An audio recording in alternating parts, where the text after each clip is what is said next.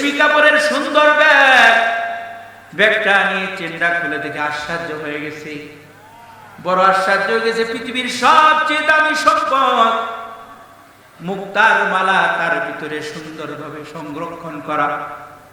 চিন্তা করতেছে, হায় হায়, কার জানি সর্বনাশ হয়ে গেছে, কার জানি মহামূল্যবান হাতটা হারিয়ে গেছে। হাতটা লইয়া কাজী আবু বকর বাড়ির ভিতরে চলে গেছে।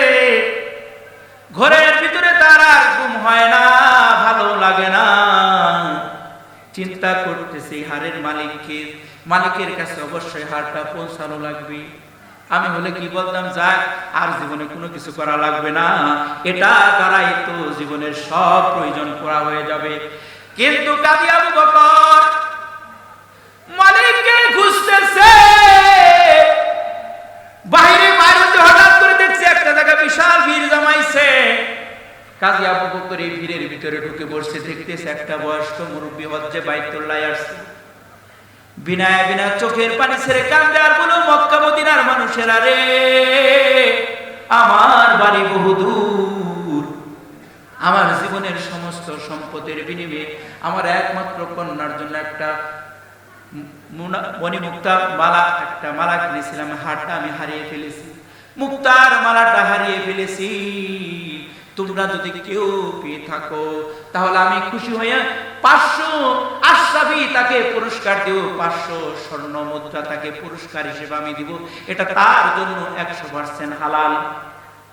কাজী আবু বকর হাত বাড়াইছে, ও মুরব্বি বাবা, আপনি এদিকে আসেন, হাতটা ধরে চলেন, আমার বাসায় যায়। মুরব্বি চিন্তা করতেছে, এই যুবকের কাছে মনে হয় আমার হাতটা আছে। চিন্তা করে তার পাশে রওনা করেছে। ঠিক মুরব্বি তাকে মুরব্বিকে ওই কাজী আবু বকর ঘরে নিয়ে গেছে। ঘরে নিয়ে যাওয়ার পর প্রশ্ন করতেছে, আপনার কি হয়েছে, আপনার বাড়ি কোথায়? আমার বাড়ি বহুদূর, আমি হজ্জে বাইতুল্লাহ আসছি, জীবনের যত সম্পদ ছিল সব কিছুর বিনিময়ে আমার একমাত্র কলিজার টুকরা একটা কন্যা সন্তান আছে। আল্লাহ তাআলা অনেক সুন্দরী করে দুনিয়াতে প্রেরণ করেছে, আমার কলিজার টুকরা সন্তানটার জন্য আমি একটা মুক্তার মালা ক্রয় করেছি অনেক সম্পদের বিনিময়ে, কিন্তু আমি বয়স্ক হওয়ার কারণে, বয়োবৃদ্ধ হওয়ার কারণে আমি সংরক্ষণ করতে পারি নাই, আমি হাতটাকে হারিয়ে ফেলেছি। আপনার হাতটা কেমন, ব্যাগটা কেমন? ব্যাগটা এমন। হাতটা কেমন? হাতটা এমন। কতগুলা তারা আছে, এতগুলা তারা আছে, কি কি চিহ্ন আছে সব মিলে গেল। কাজী আবু বকরের বুঝবার বাকি নাই, মালাটা যে মুরব্বির কাছে কোনো সন্দেহ নাই। এবার মুরব্বির হাতে মালাটা তুলে দিয়েছে। মালাটা দেওয়ার পর মুরব্বি জল জল করে চোখের পানি ছাড়ছে। কেমন তাকওয়াবান মানুষ হইতে পারে যে লক্ষ কোটি টাকার সম্পদ কাছে কেউ সে ফিরাই দিতেছে। মুরব্বির সাথে সাথে আর বিলম্ব করে নাই, অনেক শুকরিয়া আদায় করলেন তার জন্য। অনেক ধন্যবাদ যুবক রে, তোমার জন্য দোয়া করি আল্লাহ যেন তোমার কল্যাণ করে, দুনিয়াতে তোমার মহা পুরস্কার দান করে, আর পরকালে যেন আল্লাহ তোমার ইজ্জতের জায়গায় রাখে। তোমার জন্য আমি 500 আশরাফি স্বর্ণ মুদ্রা উপহার হিসেবে আনছি, এগুলা তুমি গ্রহণ করো। কাজী আবু বকর হাতে নিছি। হঠাৎ করে তার মাথার ভিতরে ঘুরপাক চিন্তা ঘুরপাক খাচ্ছে, আমাকে পরীক্ষা করা হচ্ছে যদি আমার পেটের ভিতরে ক্ষুধা আছে, কিন্তু আমি কি এমন কর্ম করেছি যার কারণে 500 স্বর্ণ মুদ্রা আমি গ্রহণ করতে পারি না। না, দুনিয়াতে যদি সামান্য একটা আমানত রক্ষা করলে যদি 500 স্বর্ণ মুদ্রা পাওয়া যায়, যে মালিক আল্লাহ আমাদেরকে সৃষ্টি করেছে, আল্লাহর একজন সৃষ্ট বান্দা যদি আমার এই মহা পুরস্কার, এত বড় পুরস্কার দিতে পারে, আমি যদি এই পুরস্কারটা মালিককে ফিরিয়ে দেই, না জানি আসমানের মালিক আমারে আল্লাহ কত বড় পুরস্কার দিবে। চিন্তা করতেছে, না না, দুনিয়াতে আমি এই পুরস্কার গ্রহণ করব না, আল্লাহর কাছ থেকে পুরস্কার নিব। আল্লাহু আকবার জোরে বলেন। দুনিয়ার কারোর কাছ থেকে পুরস্কার আমি গ্রহণ করব না, আল্লাহর কাছ থেকে এই পুরস্কারটা নিব। এই চিন্তা করে মুরব্বির কাছে 500 আশরাফি পেশ করতেছে। মুরব্বি বাবা, এটা আমার কোনো প্রয়োজন নাই, এটা আমার দায়িত্ব ছিল, কর্তব্য ছিল, আমার ইমানি তাকাজা ছিল, এটাকে মালিকের কাছে ফেরায় দেওয়া। আমি এমন কোনো কাজ করি নাই যে যার কারণে আমার 500 স্বর্ণ মুদ্রা নেওয়া লাগবে, বরং আপনি আমার সহজ করে দিয়েছেন। আপনি দিয়েছেন, অন্যথায় আপনাকে খুঁজে বের করে হলো আপনাকে এটা ফিরাই দেওয়া লাগতো। এটা আমার ইমানের চাহিদা। কথাগুলো শুনে মুরব্বির চোখ বেয়ে টপ টপ করে বলে, আহারে, এটাই তো মনে হয় একটা জান্নাতি যুবক, যার দিলের ভিতরে 100% আল্লাহর ভয় আছে, ইমানি মহব্বত আছে, যার কারণে দুনিয়ার লোভ লালসা তার নাই। সে ক্ষুধার কথাও পেশ করেছে, তার ঘরের ভিতরে কোনো খাবার নাই, এত হত দরিদ্র অবস্থার ভিতরেও সে স্বর্ণ মুদ্রাগুলা গ্রহণ করতেছে না, বারবার পিরাপিরি করতেছে, বাবা তুমি গ্রহণ করলে আমি আমার আত্মাটা খুশি হবে। না বাবা, এটা আমি গ্রহণ করতে পারবো না। তবে মুরব্বী বাবা, আমার একটা সহযোগিতা করেন। আমার মন বলে আপনি যদি এটা গ্রহণ না করেন, আর এর প্রতিদানটা যদি আমি সব আল্লাহর কাছ থেকে নেই, আল্লাহ আমারে কম দিবে না, আপনি যা দিচ্ছেন তার চেয়ে লক্ষ গুণ আমার মাওলা আমারে দিবে। এই কথাটা যখন বলেছি, মুরব্বী চোখের পানি ধরে রাখতে পারে না রে। এবার মুরব্বী যখন বিচ্ছেদ ডাক দিয়ে বলে, বাবারে তোমার নাম কি? তোমার একটু ভালো করে দেখা যাই, আমি তো আর কোনোদিন এই মক্কা মদিনায় আসবো না, তবে তোমার একটু ভালো করে নজর করে দেখা যায়, যাতে তোমার কথা আমি মানুষের সামনে পেশ করতে পারি, বয়ান করতে পারি। কথোপকথন শেষ, আলাদা হয়ে গেলেন। কয়েক মাস পর, 7-8 মাস পরের ঘটনা, কাজী আবু বকর নৌকায় ভ্রমণ করছেন, নৌকার উপর আরোহণ করে চলছে, নৌকার উপর আরোহণ করে চলতেছে, দূরে কোথাও সফরে যাবে, হঠাৎ করে সাগরের ভিতরে তুফান, এমন তুফান শুরু হয়ে গেছে, তুফানের কবলে পড়ে এতগুলা মানুষ ছিল, লন্ডন জাহাজটা লন্ডভন্ড হয়ে সব মারা গেল। কিন্তু আমার আল্লাহ রব্বুল আলামিন এই কাজে আবু বকরকে কুদরতি ভাবে একটা তক্তার ভিতরে বসায়া রাখছে। কাদেরে কুদরতু দারি, কাদেরে কুদরতু দারি, হর চিখা গিয়া কুনি, মুর্দারা তু জানে বখশি, জিন্দারা বেজা কুনি, মুর্দারা তো জানে বখশি, জিন্দারা বেজা কুনি। আল্লাহর এমন ক্ষমতা, আল্লাহ সব কিছু করতে পারে। ও যেহেতু পরহেজগার, এই কারণে আল্লাহ রাব্বুল আলামিন কুদরতিভাবে তার সামনে তক্তা হাজির করে দিয়েছে। তক্তার উপর আরোহণ করে ঢেউয়ে ঢেউ কয়েকদিন পর কিনারায় পৌঁছে গেছে। দেখতে একটা দ্বীপের কিনারায় ভেসে গেছে, কাছে চলে আসছে। বুঝবার বাকি না, এটা একটা স্থলভূমি। তিনি স্থলভূমির ভিতরে হাঁটতেছে হাঁটতেছে, হঠাৎ করে কিছু দূর যাওয়ার পর বিশাল বড় একটা মিনারা দেখা যায়। বুঝবার বাকি না, এটা মসজিদ, এটা মুসলমানদের এলাকা। কাজী আবু বকর ওই মিনারাকে কেন্দ্র করে অগ্রসর হচ্ছে। ওই মিনারায় যাওয়ার পর দেখতেছে সুন্দর একটা মসজিদ দেখা যায়। ওই মসজিদের ভিতরে তিনি আরোহণ করে ভিতরে ঢুকে পড়েছে। ওখানে শুকরিয়া তার নামাজ আদায় করেছে। নামাজ আদায় করার পর ওই জায়গার ভিতরে একটা পবিত্র কালাম আল্লাহর কোরআন ছিল। আল্লাহ তাআলা কাজী আবু বকরকে অনেক সুন্দর কণ্ঠ দান করেছিলেন। তার সুললিত কণ্ঠের তেলাওয়াত তিনি শুরু করে দিয়েছে। তার তেলাওয়াতটা শুই না আশেপাশে যারা মানুষ ভিড় জমায়ে ফেলাইছে, কারণ কোরআনের তেলাওয়াতের মাধ্যমে ওয়াইদা কুলিয়াত আলাইহিম আয়াতু যাদাতুম ঈমানা, কোরআনের তেলাওয়াত শুনলে ঈমান বাইরা যায়। কোরআনের আলোচনা শুনলে মুমিনের ঈমান বলতে থাকে, নরম হতে থাকে, চোখ বেয়ে বেয়ে পানি আসতে থাকে। বলেন তো এই আকর্ষণটা দান করেছে কে? কাজী আবু বকরের তেলাওয়াত শুনতেছে। তেলাওয়াত শেষ হওয়ার পর সবাই বলতেছে তেলাওয়াত বন্ধ কইরেন না, আপনার তেলাওয়াতে আমরা খোরাক পাচ্ছি। আল্লাহু আকবার, জোরে বলেন আল্লাহু আকবার। মনে হয় আপনার তেলাওয়াত শুনতেই থাকি। কাজী আবু বকরের এবার পরিচয় জানবার চা। আপনার বাড়ি কই? আমার বাড়ি মক্কা মদিনায়। কেমনে আসলেন? এইভাবে আসছি। তারা সবাই শুকরিয়া আদায় করলেন, আলহামদুলিল্লাহ। আল্লাহ কুদরতিভাবে সহযোগিতা, আমাদেরকে সহযোগিতা করার জন্য আপনাকে এই জায়গায় প্রেরণ করেছি। কই বুঝলাম না, আমরা এই দ্বীপের ভিতরে অনেক মুসলমান বসবাস করি, আমাদের এলাকার ভিতরে কোনো যোগ্য আলেম নাই, এই মসজিদে ইমামতি করার মতো কোনো ইমাম নাই, আমাদের সাবেক ইমাম সাহেব মারা গেছে, আজ কয়েকদিন যাবত আমরা জুমার নামাজটাও ভালো করে আদায় করতে পারি না, আমাদের যোগ্য আলেমটা মারা গেছে, ও আমাদের ছেড়ে তাজ ছিল। আল্লাহ তাআলা আমাদেরকে রক্ষা করার জন্য আপনাকে প্রেরণ করেছি, আপনাকে আর মক্কা মদিনায় যাইতে দিব না, আপনি আমাদের মসজিদের ইমামতি করবেন। কাজী আবু বকর চিন্তা করতেছি, ঠিক আছে, যেহেতু মক্কা মদিনায় আর যাওয়া হবে না, তাহলে তাদের প্রস্তাবে আমি রাজি হয়ে যাই। এবার তাদের প্রস্তাবে রাজি হয়ে গেল। আর রাজি হওয়ার পর সে এখন কোরআনের তেলাওয়াত করতেছি। এখন তেলাওয়াত তাদেরকে শিখা, তারা মুগ্ধ হয়ে যা, আস্তে আস্তে দ্বীপের মানুষদেরকে কোরআনের তেলাওয়াত শিখা আর ইমামতি করে এইভাবে কোরআন তেলাওয়াত শিখতে শিখতে ওই এলাকার মানুষেরা সবাই কোরআন পড়নেওয়ালা হয়ে গেছে। সবাই তারে মহব্বত করে হাদিয়া তোহফা দেয়। একটা পর্যায়ে কাজী আবু বকরের একটা ভালো সচ্ছলতা চলে আসছে। চিন্তা করতেছে, কোথায় ছিলাম, কিভাবে ছিলাম, কোন পরিবেশে ছিলাম, আমার আল্লাহ আমারে কত ইজ্জত দান করলো। কারণ ইজ্জতের মালিক কে?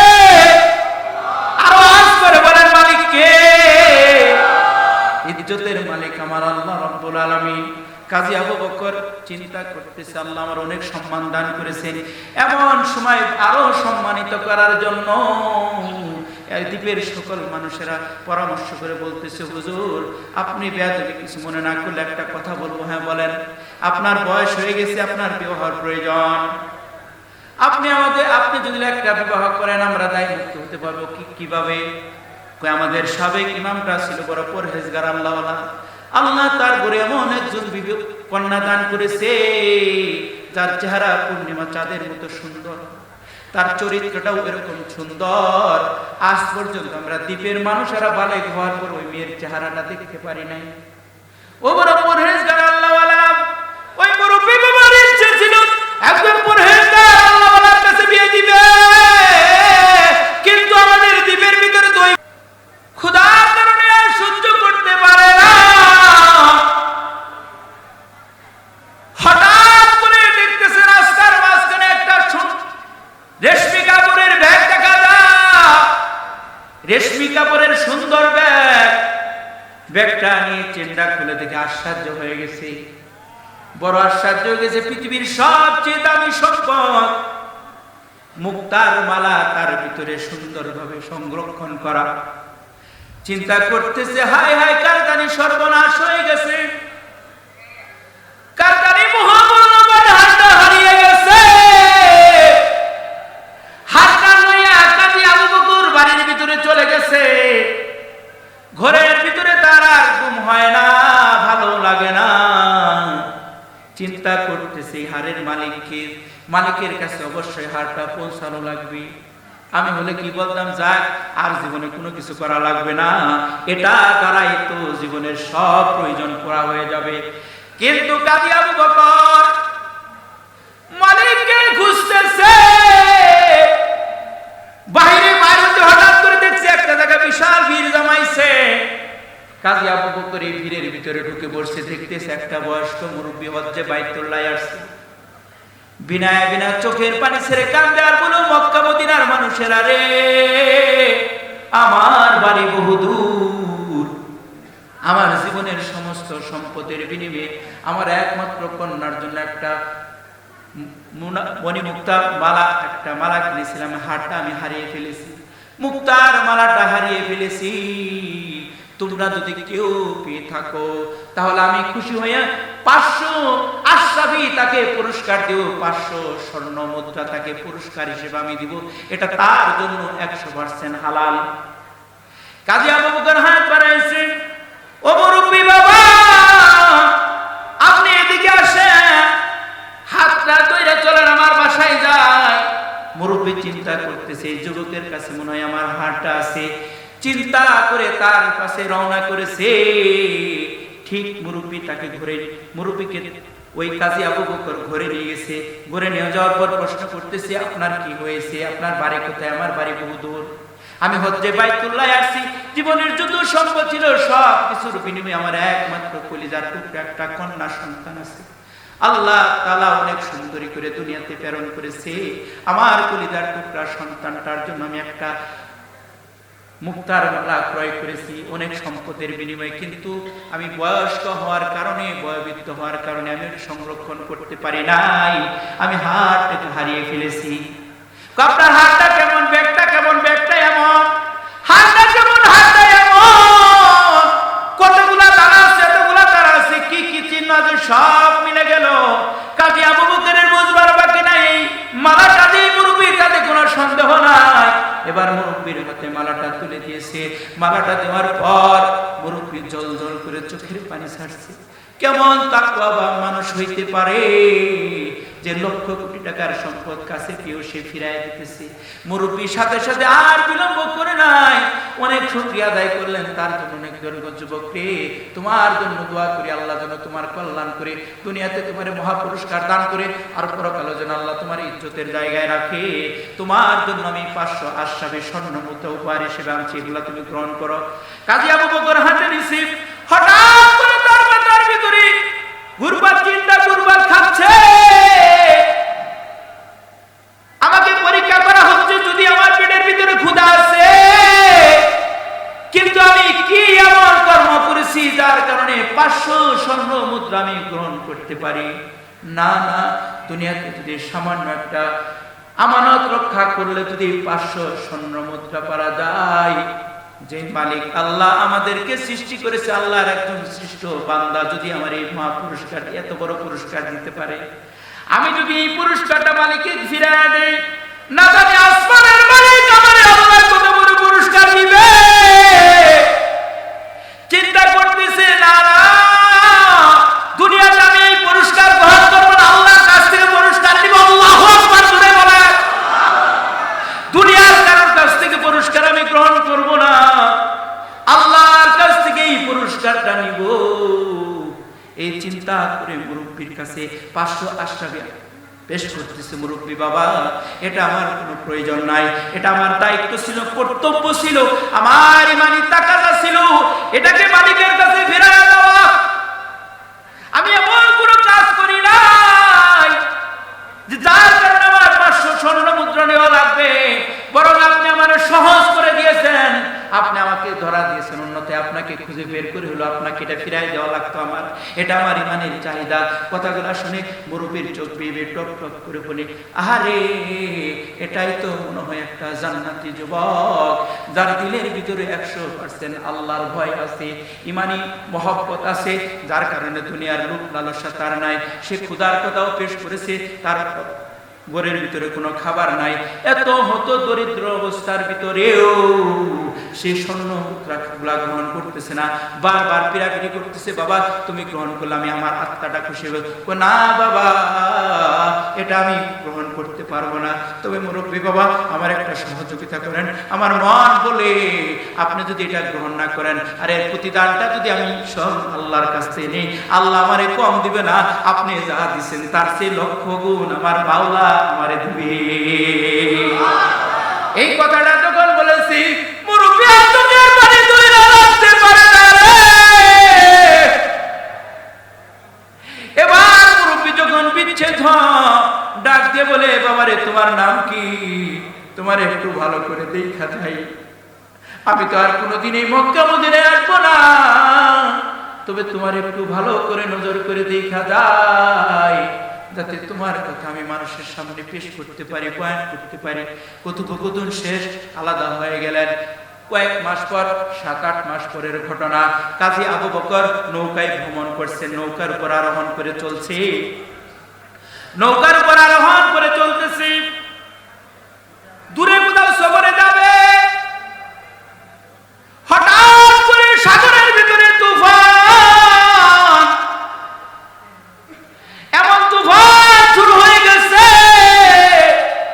তুফানের কবলে পড়ে এতগুলা মানুষ ছিল, জাহাজটা লন্ডভন্ড হয়ে সব মারা গেল। কিন্তু আমার আল্লাহ রাব্বুল আলামিন এই কাজী আবু বকরকে কুদরতি ভাবে একটা তক্তার ভিতরে বসায়া রাখছে। কাদেরে কুদরত তারি, কাদেরে কুদরত তারি, হর চিখা গিয়া কুনি, মুর্দারা তু জানে বখশি, জিন্দারা বেজাকুনি, মুর্দারা তো জানে বখশি, জিন্দারা বেজাকুনি। আল্লাহর এমন ক্ষমতা, আল্লাহ সব কিছু করতে পারে। ও যেহেতু পরহেজগার, এই কারণে আল্লাহ রাব্বুল আলামিন কুদরতি ভাবে তার সামনে তক্তা হাজির করে দিয়েছে। তক্তার উপর আরোহণ করে ঢেউয়ে ঢেউ কয়েকদিন পর কিনারায় পৌঁছে গেছে। দেখতে একটা দ্বীপের কিনারায় ভেসে গেছে, কাছে চলে আসছে। বুঝবার বাকি না, এটা একটা স্থলভূমি। তিনি স্থলভূমির ভিতরে হাঁটতেছে হাঁটতেছে, হঠাৎ করে কিছু দূর যাওয়ার পর বিশাল বড় একটা মিনারা দেখা যায়। বুঝবার বাকি না, এটা মসজিদ, এটা মুসলমানদের এলাকা। কাজী আবু বকর ওই মিনারাকে কেন্দ্র করে অগ্রসর হচ্ছে। ওই মিনারায় যাওয়ার পর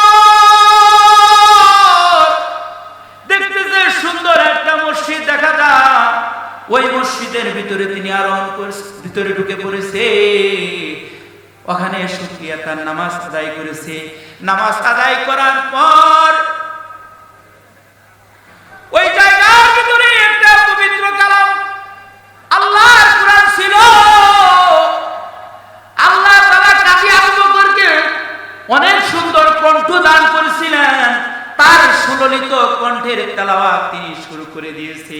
তার তেলাওয়াতটা শুই না আশেপাশে যারা মানুষ ভিড় জমায়ে ফেলাইছে, কারণ কোরআনের তেলাওয়াতের মাধ্যমে ওয়াইদা কুলিয়াত আলাইহিম আয়াতু যাদাতুম ঈমানা, কোরআনের তেলাওয়াত শুনলে ঈমান বাইরা যায়। কোরআনের আলোচনা শুনলে মুমিনের ঈমান বলতে থাকে, নরম হতে থাকে, চোখ বেয়ে বেয়ে পানি আসতে থাকে। বলেন তো এই আকর্ষণটা দান করেছে কে? কাজী আবু বকরের তেলাওয়াত শুনতেছে। তেলাওয়াত শেষ হওয়ার পর সবাই বলতেছে তেলাওয়াত বন্ধ কইরেন না, আপনার তেলাওয়াতে আমরা খোরাক পাচ্ছি। আল্লাহু আকবার, জোরে বলেন আল্লাহু আকবার। মনে হয় আপনার তেলাওয়াত শুনতেই থাকি শুনতেই থাকি। কাজী আবু বকরের এবার পরিচয় জানবার চা, আপনার বাড়ি কই? আমার বাড়ি মক্কা মদিনায়। কেমনে আসলেন? এইভাবে আসছি। তারা সবাই শুকরিয়া আদায় করলেন, আলহামদুলিল্লাহ, আল্লাহ কুদরতি ভাবে সহযোগিতা, আমাদেরকে সহযোগিতা করার জন্য আপনাকে এই জায়গায় প্রেরণ করেছি। কই বুঝলাম না। আমরা এই দ্বীপের ভিতরে অনেকগুলো মুসলমান বসবাস করি, আমাদের এলাকার ভিতরে কোনো যোগ্য আলেম নাই, এই মসজিদে ইমামতি করার মতো কোনো ইমাম নাই, আমাদের সাবেক ইমাম সাহেব মারা গেছে। আজ কয়দিন যাবত আমরা জুমার নামাজটাও ভালো করে আদায় করতে পারি না। আমাদের যোগ্য আলেমটা মারা গেছে, ও আমাদের ছেড়ে তাজ ছিল। আল্লাহ তাআলা আমাদেরকে রক্ষা করার জন্য আপনাকে প্রেরণ করেছে। আপনাকে আর মক্কা মদিনায় যাইতে দিব না, আপনি আমাদের মসজিদের ইমামতি করবেন। কাজী আবু বকর চিন্তা করতেছি, ঠিক আছে, যেহেতু মক্কা মদিনায় আর যাওয়া হবে না, তাহলে তাদের প্রস্তাবে আমি রাজি হয়ে যাই। এবার তাদের প্রস্তাবে রাজি হয়ে গেল। আর রাজি হওয়ার পর সে এখন কোরআনের তেলাওয়াত করতেছি। এখন তেলাওয়াত তাদেরকে শিখা, তারা মুগ্ধ হয়ে যায়। আস্তে আস্তে দ্বীপের মানুষদেরকে কোরআনের তেলাওয়াত শিখা আর ইমামতি করে এইভাবে কোরআন তেলাওয়াত শিখতে শিখতে ওই এলাকার মানুষেরা সবাই কোরআন পড়নেওয়ালা হয়ে গেছে। সবাই তারে মহব্বত করে হাদিয়া তোহফা দেয়। একটা পর্যায়ে কাজী আবু বকরের একটা ভালো সচ্ছলতা চলে আসছে। চিন্তা করতেছে, কোথায় ছিলাম, কিভাবে ছিলাম, কোন পরিবেশে ছিলাম, আমার আল্লাহ আমারে কত ইজ্জত দান করলো। কারণ ইজ্জতের মালিক কে? আওয়াজ করে বলেন, মালিক কে? ইজ্জতের মালিক আমার আল্লাহ রাব্বুল আলামিন। কাজী আবু বকর চিন্তা করতেছে, আল্লাহ আমার অনেক সম্মান দান করেছেন, এমন সময় আরো সম্মানিত করার জন্য এই দ্বীপের সকল মানুষেরা পরামর্শ করে বলতেছে, হুজুর আপনি বেয়াদবি কিছু মনে না করলে একটা কথা বলবো। হ্যাঁ বলেন। আপনার বয়স হয়ে গেছে, আপনার বিবাহের প্রয়োজন। আপনি যদি একটা বিবাহ করেন আমরা দায় মুক্ত হতে পারবো। কিভাবে? আমাদের সাবেক ইমামটা ছিল বড় পরহেজগার, আল্লাহওয়ালা। আল্লাহ তার আল্লাহর ঘরে এমন একজন বিবি কন্যা দান করেছে যার চেহারা পূর্ণিমা চাঁদের মতো সুন্দর, তার চরিত্রটাও এরকম সুন্দর। আজ পর্যন্ত আমরা দ্বীপের মানুষেরা বালেক হওয়ার পর ওই মেয়ের চেহারাটা দেখতে পারি নাই। ও বড় পরহেজগার আল্লাহওয়ালা